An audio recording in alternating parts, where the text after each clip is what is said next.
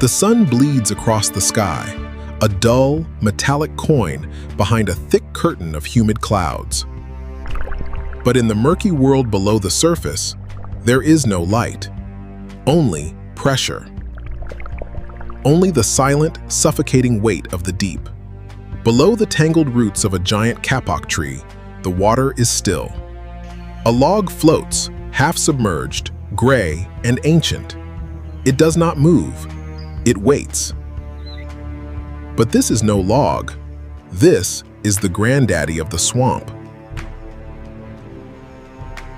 A 19-foot, 300-pound green anaconda. Her name is Anavrin.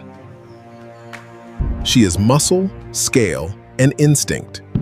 Her heart beats just once every minute, conserving energy for the one thing that defines her existence: the kill. She feels the vibrations in the water, a heavy, lumbering rhythm. It is the signature of a competitor, a monster that shares her kingdom. A massive alligator, a brute of a creature named Sobek, is patrolling the edge of his territory. He is an armored tank of bone and teeth, a relic from the age of dinosaurs. His tail churns the muddy bottom, stirring up a cloud of silt that signals his approach. Anavrin does not blink. Her forked tongue samples the water, tasting the alien scent of Sobek, a chemical cocktail of arrogance and muscle. She is a ghost, her dark, mottled pattern perfectly blending with the dappled shadows on the riverbed. She begins to move. The movement is imperceptible at first, with a rippling contraction that travels the length of her massive body. Her head, the size of a human torso, cuts a clean, silent path through the water. Sobek is unaware. He is the undisputed king of this stretch of water, his immense size and crushing bite authority enough to send any competitor fleeing. But he has never encountered something like Anavrin. He swims forward, his eyes just above the surface, scanning for a fat capybara or a careless heron. Anavrin circles him, a perfect, patient arc. She is a coil in the darkness. She has no limbs, no claws, no venom. Her only weapon is her own body. She calculates the distance: 7 feet. 6. 5. She feels the pressure wave of Sobek's powerful legs.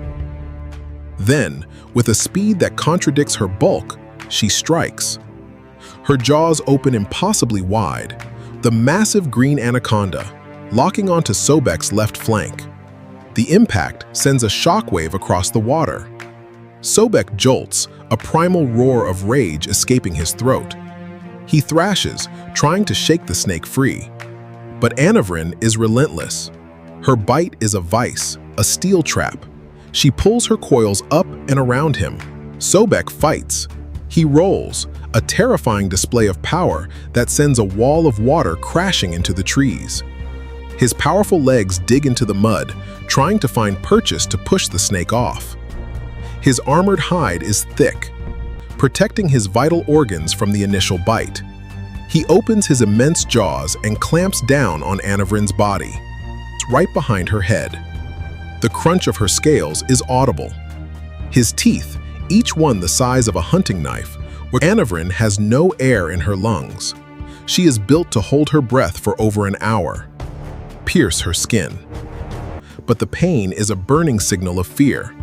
Sobek pulls and twists, attempting to drag the snake onto the bank. It is a death roll. This is his signature move. He flips his body, locking his jaws and spinning, aiming to rip a chunk of flesh from his enemy. The water boils. It is a primordial chaos of muscle, scale, and fury. A caiman, a smaller relative of Sobek, skitters out of the water in terror. The fight is deafening. Splashes, snarls, the guttural bellow of the alligator, and the hissing roar of the snake. Anavrin cannot release her grip. If she does, Sobek will have the advantage. He is too powerful, too heavily armed. She clings to the flank, her coils loosening under the strain of the alligator's powerful thrashing. For a moment, Sobek seems to be winning. He is dragging the anaconda onto the shore, his clawed feet digging into the muddy bank, giving him leverage.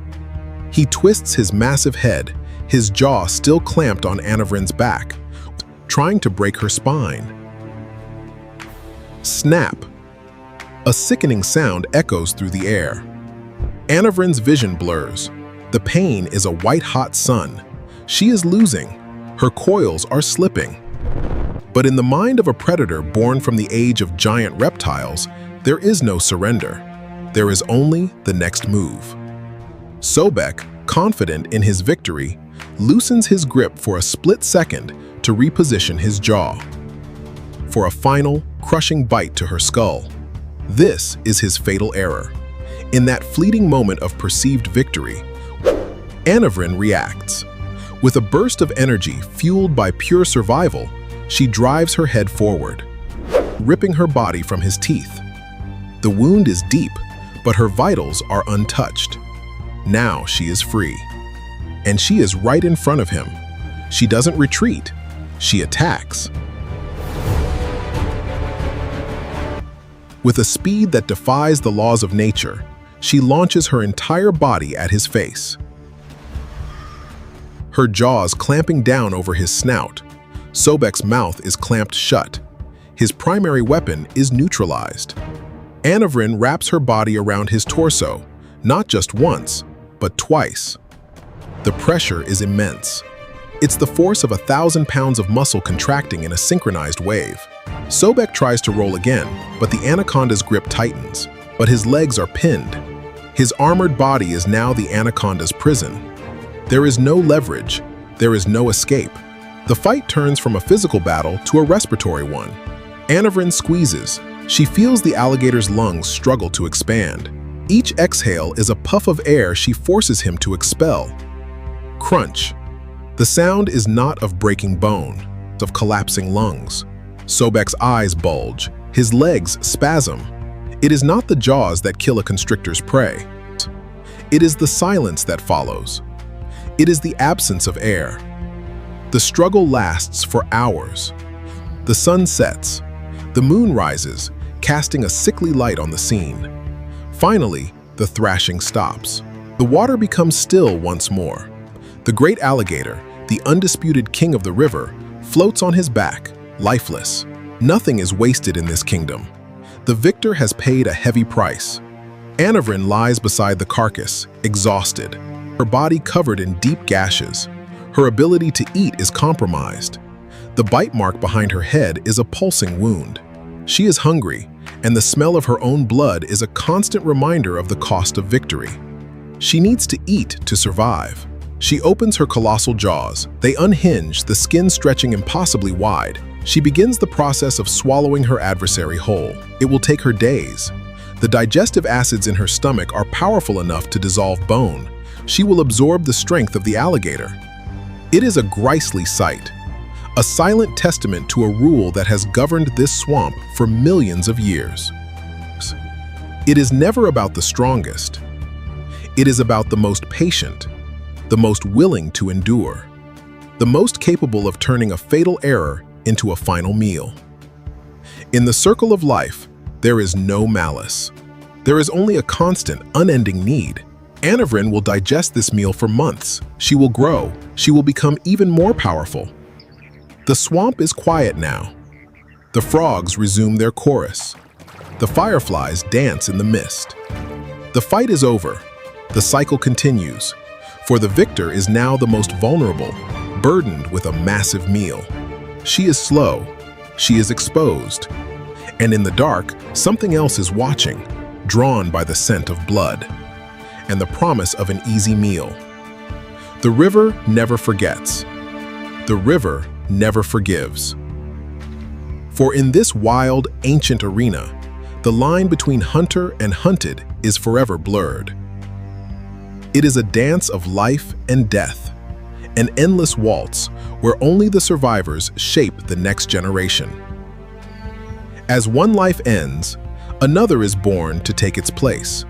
born into the same murky water, born with the same ancient instinct. The hunt begins again.